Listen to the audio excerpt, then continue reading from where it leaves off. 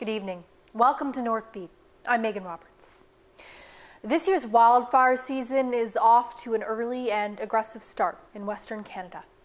There are more than 125 fires burning across the prairies, BC, and the Northwest Territories. Fire crews are on the move, smoke's in the air, there are evacuations underway, and some highways are shut down. In the NWT, there are 7 active fires. 3 of them are in the Dutcho region. That's also where we have a team tonight. The CBC's Robert Holden joins us now live from Fort Simpson with the latest on the situation there. Robert? Megan, it's calm, sunny, and green here in Fort Simpson, about 40 kilometers south of here. Bit of a different story. Forests are burning near checkpoint on Highway 1 at the Liard Junction. That fire is 22 hectares in size. And like other fires in this region, it's really wreaking havoc on the highways. When we first tried to come here on Monday, we were turned away, being told it was too dangerous. And it wasn't much of a surprise. By the time we reached Fort Providence, you could really smell that smoke in the air. And as we got closer to the Liard Ferry, we could tell there was a wildfire just up ahead. That's when the highway and the ferry were forced to close and we were forced to turn around. Some wildfire officials told us that the fire had been bouncing back and forth from either side of the highway as the day progressed. Yesterday, we were actually able to drive through some of that damage. We saw some things like downed trees, the occasional burnt out car or small structure. We even came across some fires that were still active. Finally, this morning, we started making our way to Simpson. It poured last night, which helped open some things up. NWT Fire tells us that they have some crews out working on focusing, containing some of these fires on the highways. A big reason we're here, Megan, is the town of Fort Simpson is meeting to discuss what to do about this fire situation as it evolves. Mayor Sean Welly says that the fire 40 kilometers south of here is quite concerning to some residents, but there's no official plan just yet. Earlier today, we spoke to the town SAO about the potential for Liard evacuees coming here, but he didn't want to comment at that time. Megan? Okay, thank you, Robert. That's the CBC's Robert Holden reporting live tonight from Fort Simpson. In Alberta, Fort McMurray is also under wildfire watch. It's again under threat, with nearly 7,000 people being told to leave their homes. Sam Sampson has the latest from there. This is Prairie Creek. It's one of the neighborhoods in Fort McMurray that was told to get out on Tuesday. Now, as you can see here, if you can prove that you actually live in the neighborhood, RCMP are letting people in on a case-by-case basis to grab essentials that maybe they missed when they were trying to evacuate as quickly as possible. We did meet one man earlier who came back to grab a generator, some work gear, things for his sons. They're all staying at a campground about an hour and a half away from here, and he told us what it was like to try to get out as fast as possible. I have no time yesterday, like I back from site, so I just grab what my wife prepared for us, and then I just take my camper and we go to Wander River and stay in a camper for now. We met another man who was trying to come in just to sleep for a little bit. He and another team are helping to create fire breaks around the city, so really paths where it would be difficult for the flames to get through. And he just described his exhaustion and what his shifts are like. I got up here, pulled a 4-hour shift, then got a couple hours sleep, went on a 37-hour shift, then went home, 3 hours of sleep, and went on 12 hours last night cutting fire guard. About 6,600 people were ordered to leave their homes here in Fort McMurray, but we did see thousands of other people also leave just as a precaution. Whoever stayed is still on an evacuation alert, and the mayor described how he's seeing his community pull together. We see community groups stepping up, our social profit groups stepping up to check on our vulnerable residents. We see local restaurants donating food and that sort of things to first responders. As of Wednesday, there is a new fire ban in effect for a larger portion of northern Alberta to try to stave off any new fires. Now, cooler temperatures and pretty calm winds helped firefighting efforts in Fort McMurray on Wednesday, but officials say it's too early to know if more neighborhoods will be ordered to leave in the city.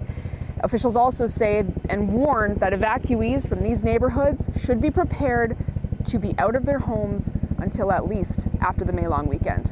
Sam Sampson, CBC News, Fort McMurray, Alberta. The search continues for 54-year-old Ralph Bololo. Bololo had been staying at a cabin just off the highway between Yellowknife and Betchakol. He was supposed to be picked up at the cabin on May 8th, but he wasn't there. Police began a search on May 9th, and now there's a full team trying to find him. Mark Winkler was at the search camp this morning, and he joins me now with more. So Mark, what did you see out there today? Well, searchers have set up a temporary camp along the side of the highway near where Ralph Bololo had been staying this winter. Right now, there are a few RVs, there's a fire pit. It's been slowly growing since last Thursday. Yesterday, the chief of Betchakol came out with some searchers from DEDA came, some Civilian Air Search and Rescue Association searchers were there. So it's growing. DEDA Nation brought a Starlink out. A lot of community members just pitching in a little bit here and there. Yeah, it sounds like a big community effort. What was the mood like?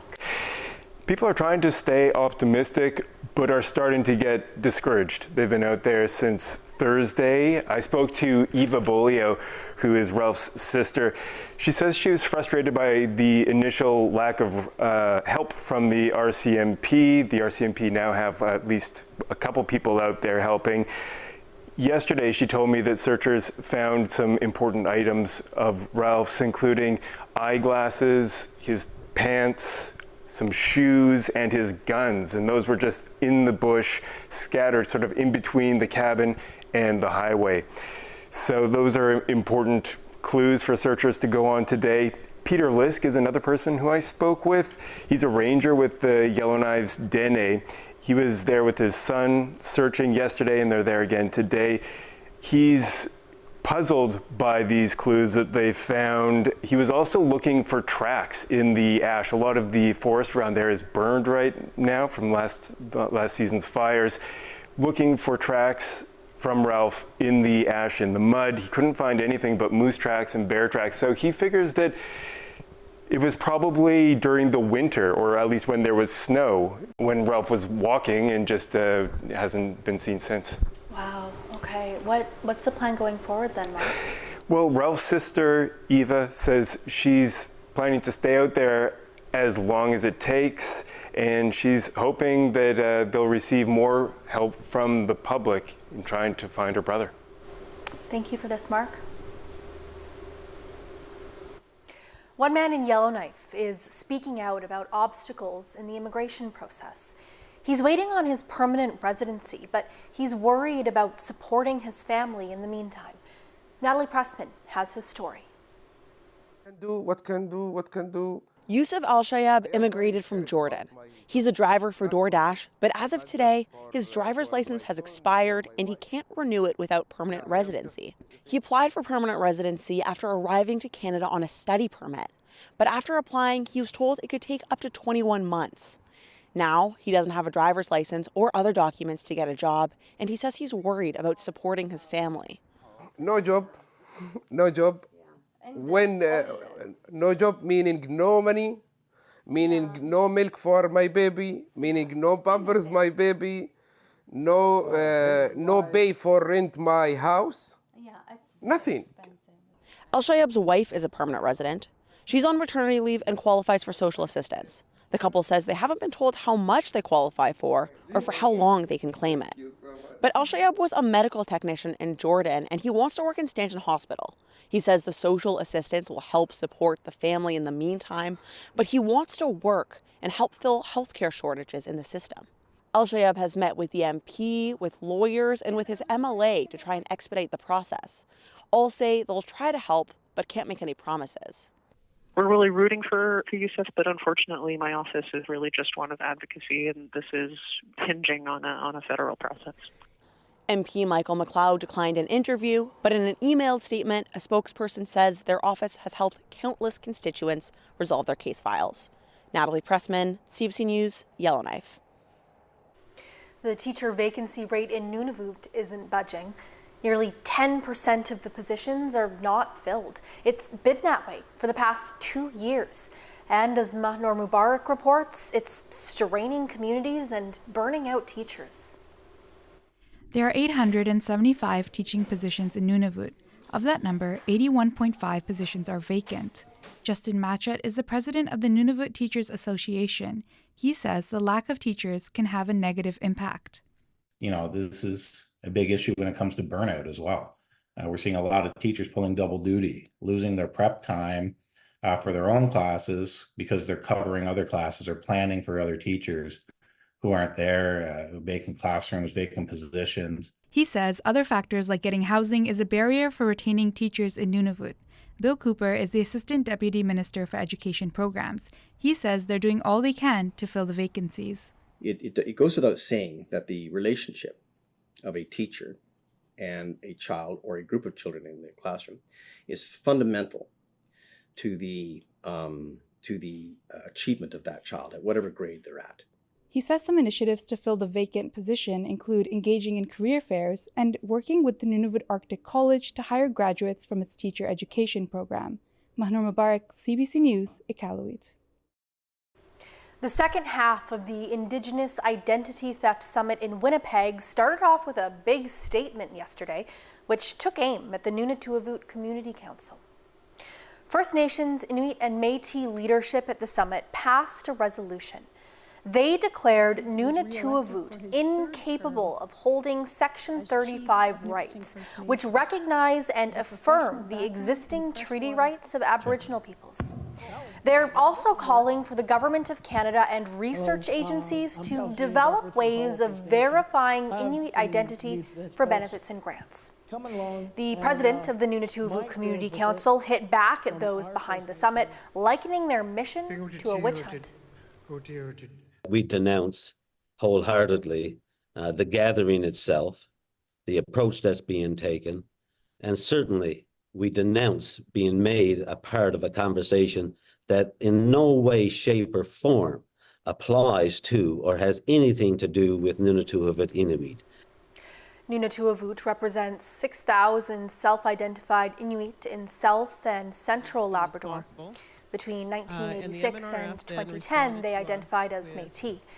Their designation by the Canadian government as an Indigenous collective has been challenged by the Innu Nation.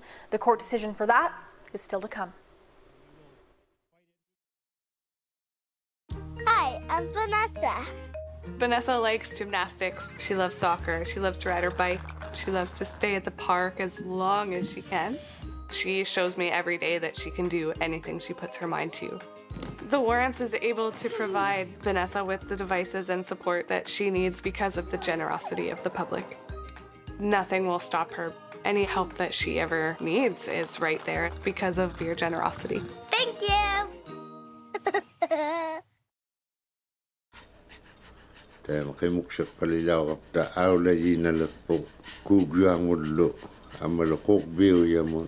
Kinga diwaling mulu pangolo asyang miu muna toy mo ino daily tapang kimuk sa palilok sa mo tay mabuhat taling ni pilariulok sa Inuit amichwalu walang mata.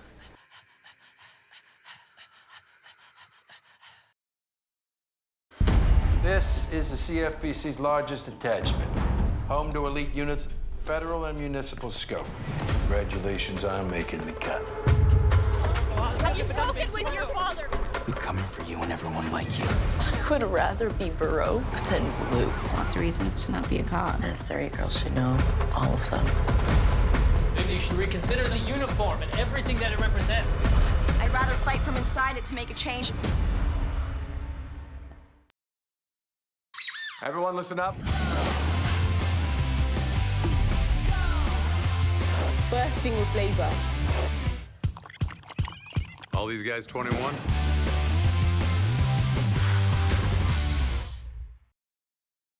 Where do you see yourself in 10 years? Owning an NHL team. Penguins had us review your offer, and it looks good. Wow.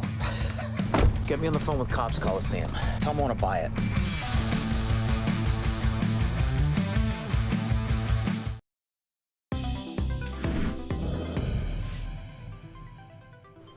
A CRTC ruling has paved the way for the Aboriginal People's Television Network to offer more Inuktitut language programming.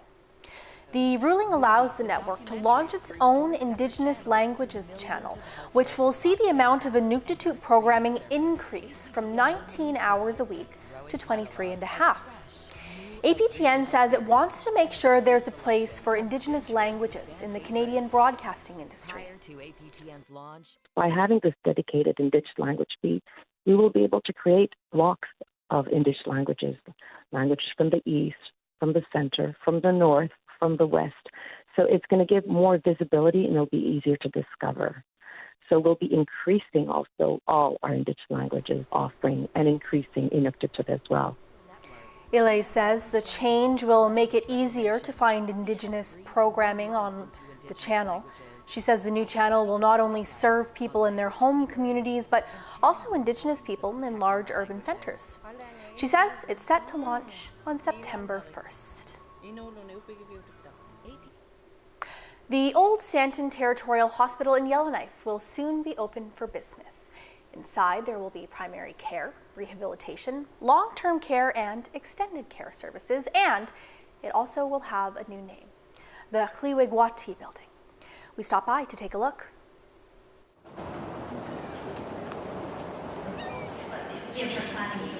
Right now, we are opening the extended care beds at the end of June or July, and then we'll be opening our first long-term care home there shortly thereafter. We hope that we'll be able to make the wait list zero at that point in time, which is our goal. And then as we assess, we have 2 other homes that we can open up to try and accommodate anybody as we move forward. The residents make the decision of where they want to go through our Territorial committee, our TAC committee. So if somebody was living in Avens right now and felt that they wanted to move here, they would go through the Territorial, the TAC committee, and they would determine the best way to get them here. These ones will be more like facilities or something. We'll keep those ones up. And then extended care was here, then they moved out, and they're kind of excited to come back and be in their like permanent place, because when they moved, they knew that wasn't permanent, and it is a hospital, and there's call bells going and overhead paging, and this will be a quieter, more relaxed environment for them, which is something those residents haven't experienced because it's always been in the hospital. So to be in a long-term care setting where we're not having overhead paging every few minutes, and where we've got the ability to control lighting, and if you don't want to get up, you can sleep through breakfast and then get up and have something on your own. Cool. First of all, we're super excited to be co-located. Historically, occupational therapy and physiotherapy were in the old Stanton, and audiology and speech language pathology were down in the medical center. So this will be the first time that all 4 disciplines get to be all together, and as well as the child development team. So we're super excited about that. Some of the features of our department that we're excited to move into, like the parallel bars here, having a track system over top so that we can take some of the weight off people when they're walking and help to ease that transition to walking. We have 2 private treatment rooms, which we've never had before. So if someone needs a more private space to have their assessment, we have that, or for telehealth. And our occupational therapy has more space to do their wheelchair assessments and make their splints. So we're, overall very excited. The move-in date for the new facility is scheduled for May 24th, and the first patient day is planned for May 30th. Pet owners in Inuvik are getting their little ones checked out this week. A visiting vet clinic is in town, and the CBC's Des Loreen went to check it out. Perfect. He's 3.1 kilos. Good. All right. The vet clinic comes to Inuvik twice a year. He doesn't like dog treats. Tell me about the coughing. How long or how often is it happening? For dogs like 8-year-old Gibson, the visits mean one thing for sure: a needle.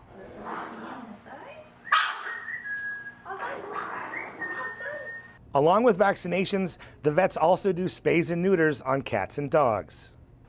Start at the root, which is spays and neuters, to make sure there's no more puppies, because dogs can have anywhere from like 2 to 10 puppies per litter, and that causes huge problems for us. Arctic Paws is a not-for-profit that has been hosting these clinics since 2012. It's the only option for pet owners, as there is no full-time vet in the region. The visiting clinics are a relief for local pet owners.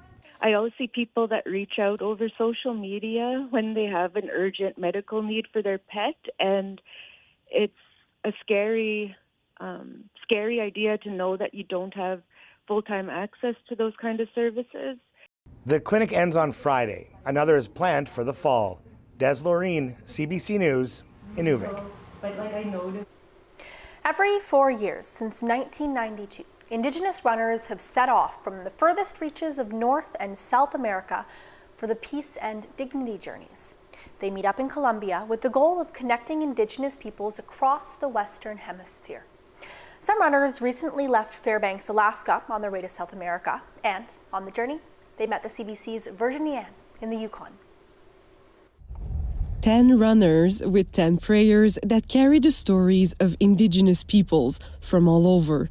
Personal prayers about their heartaches and hopes. In front of them, thousands of kilometers to pray upon. This is no ordinary run. It represents the continued bloodline of a people they tried to exterminate, and they show that we will never be gone. Kiko is Tino from Puerto Rico. He's been part of the Peace and Dignity journey since he was 18. He says the run is about reclaiming lands the right way. So to respect each nation, we make sure to ask permission before we enter somebody else's territory and ask permission to be there.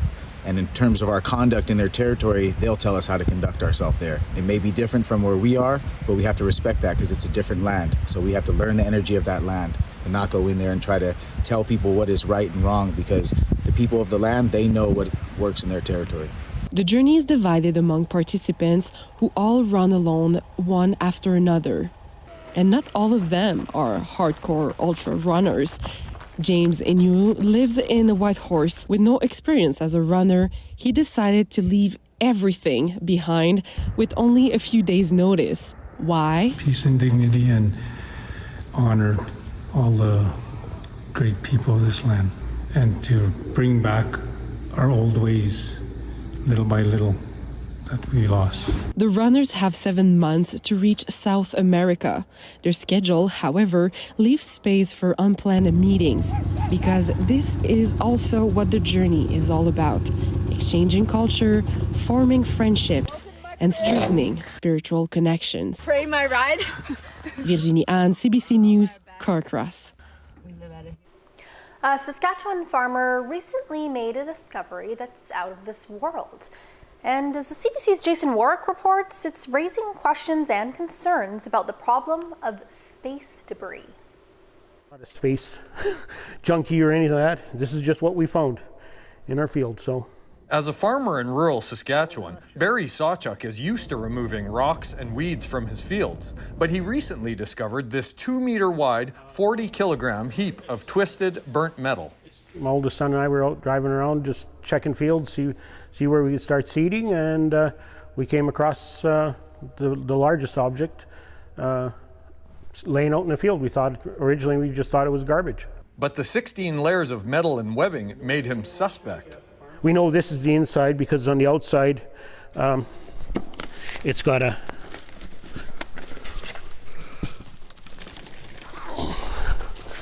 it's sort of, whether this is insulation, I have no idea. Don't build spaceships for a living. I farm.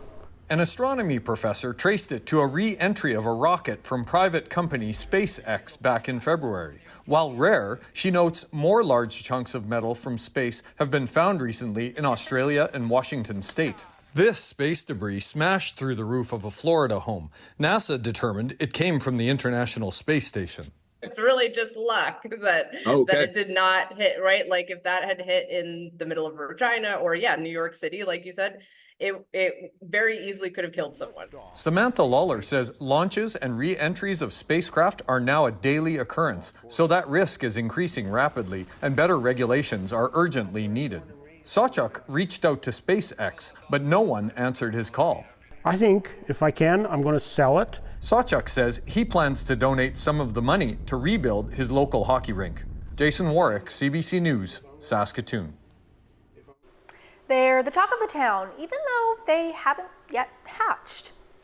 4 rare peregrine falcon eggs from Trois-Rivières in Quebec have been transported to a bridge in Montreal. The move was undertaken when it became clear a nesting pair would try to raise their chicks in a potentially dangerous construction zone. The eggs were transported to the steel works of a bridge in Montreal to give them a better chance of surviving, and miraculously, a new set of parents adopted the relocated eggs and are covering and caring for them. Peregrine falcons are considered to be the fastest birds on the planet. They can dive at speeds of almost 400 kilometers an hour.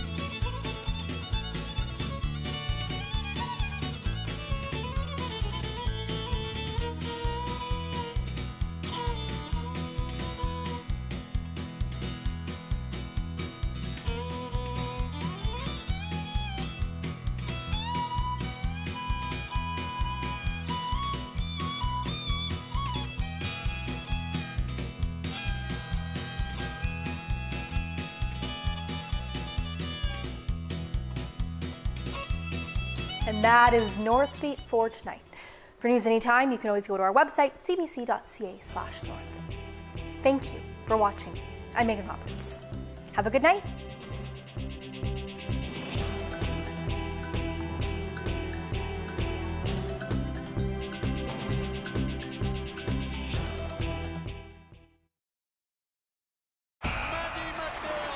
When we see Maggie McNeil, she's an Olympic gold medalist gliding through the pool. What we don't see is a person who refuses to let anxiety keep her from the starting block. When we see Shea Gilgeous-Alexander, the man's unstoppable. What we don't see is a skinny kid who got cut from his high school team.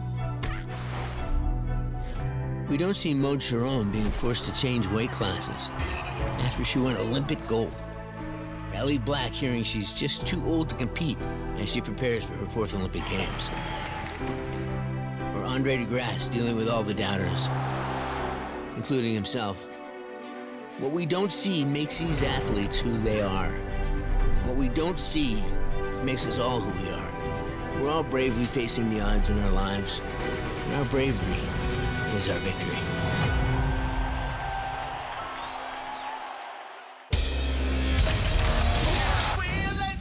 You're gonna scare me. Look out! Ain't nobody gonna stop me. We have a new world record. Oh my God. We're a team. We fight the best we can.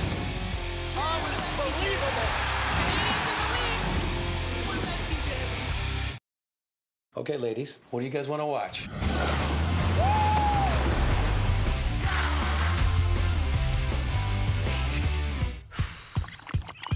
All these guys 21? Woo!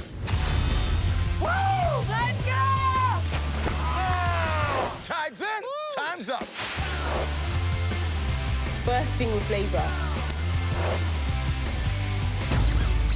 Everyone listen up. Wow. Nailed it.